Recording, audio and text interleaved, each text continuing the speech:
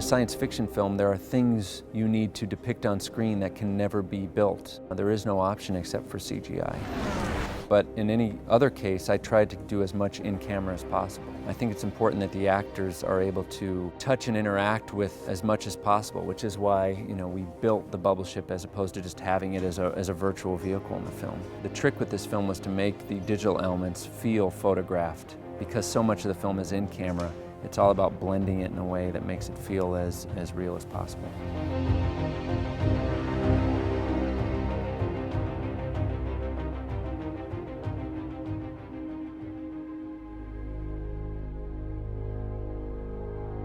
Doing in camera means actually bringing your whole crew to Iceland. I picked a location that you can only access by helicopter. So you're transporting all of your equipment and all of your crew with 3 helicopters to a top of a mountain peak and putting, arguably the biggest movie star in the world on the edge of an 800-foot drop to shoot this scene. So that's a big logistical challenge, but visually, it's, you're able to capture something that I just don't think you can create digitally. I try to avoid as much blue screen as possible on this movie, so even the Sky Tower, which is the main kind of setting for the film, everything outside the windows was front projected cloudscapes that we shot off a volcano in Hawaii for a week. The decision that was made to light everything practically kept all of the lighting on set in camera, and there was no post on the glass and all the reflections. So there's this beautiful sky reflection on Vika's light table that came out really gorgeous. Graphics get programmed into an interface that can be triggered for playback on set. So the actor can interact with the light table all in camera, rather than like a Minority Report thing or where someone's kind of swiping to invisible screens and then it gets added in post. It's a solution that a lot of modern directors I don't think would even try. They would just automatically want to do it in post. It's a really great kind of elegant and efficient solution to a really serious graphics problem by having everything played back live on these beautiful screens that were all linked together. It was really nice to have Claudio Miranda, the Oscar-winning cinematographer this year, shooting our graphics. I was really like, oh, this shit's gonna look good, we know that. But that's kind of the thing, I mean, you know that with Joe, he's such an artist, he's such a visionary director and artist that you know that anything you do for Joe is gonna look amazing. I had been a fan of Gmunk since the early kind of 2000s. He was doing incredible motion graphics. Lucky to pull him onto Tron, and he introduced me to dlew. We had a nice little kind of SEAL team on Tron doing all the graphics for that movie. With Oblivion, I wanted to kind of take it outside, break outside the box. It was a lot different than Tron. It was a lot different brief. It was all UI work, really. It wasn't really three-dimensional holograms. It was all just kind of like screen work or glass work, I love that ultra techy, sort of like what we thought the future looked like back in the 90s. Someone out there needs to come up with a word for the old school motion graphics look. That tooadvanced.com, even early Gmunk. I think it's really Gmunk's style, because he's been doing this 10 years longer than I have.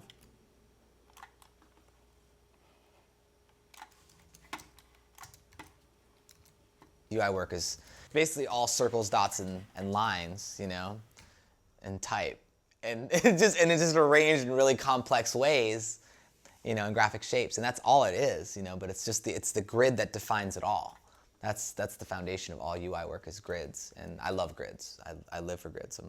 I'm like the most floppy hippie kid from California, but when it comes to German grid work, it's I'm getting really gnarly.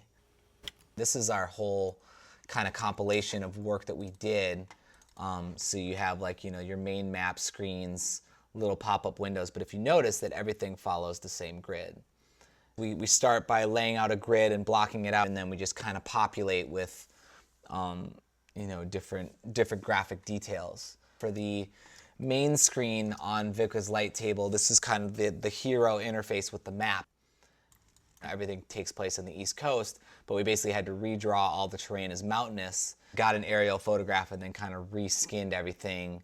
This one's like Super Ninja on the grid.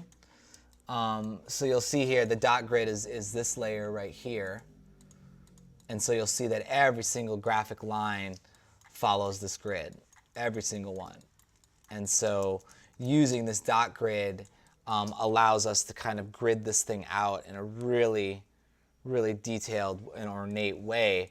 But once you establish that structure, it's actually easy to populate it. The graphics all follow it to a T.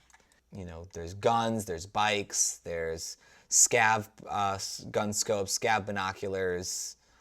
This is like a little like iPhone diagnostic device, and this is looking out of the drone, which is kind of the evil machine in the movie.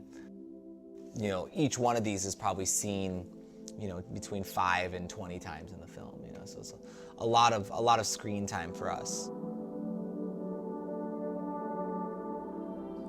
On the animation front, I think my favorite stuff in Oblivion would be the rogue signal stuff, where it's very detailed. It's like an alien signal that's being decoded. Joe kind of had an idea of like an alien signal, but he didn't have any visual reference other than like a sound design thing that he sent us.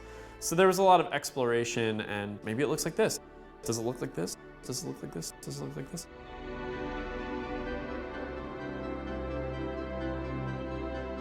I like to give them enough leash so that they can go off and explore stuff that I would never think about. You know, you want to give them that kind of freedom. All my kind of early films, I did all the kind of 3D work myself. I learned how to use, you know, Alias and 3D Studio Max and Softimage while in architecture school. When I got out, I realized I could use these tools to build buildings, or I could use them to create my own films. He has a background in architecture and in design, so I think he really respects and values design in a way that not a lot of other directors do. We all have the same interests. We're all kind of, you know, inspired by the same things. You know, they each bring their own unique kind of take on it. We talk about influences, we talk about the story, I take them through the storyboards. It's always about making sure that the graphic elements are supporting the story you're trying to tell on a shot-by-shot basis.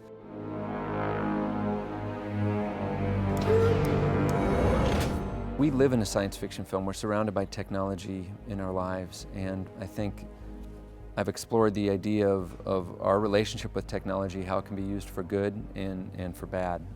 So, you know, it's something that everyone can relate to.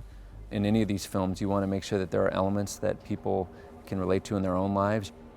Science fiction is something that's very interesting to me because you can explore these kind of ideas. You're not just kind of creating spectacle. You want people to have something to think about when they walk away from the movie. For mankind to survive, this is the only way.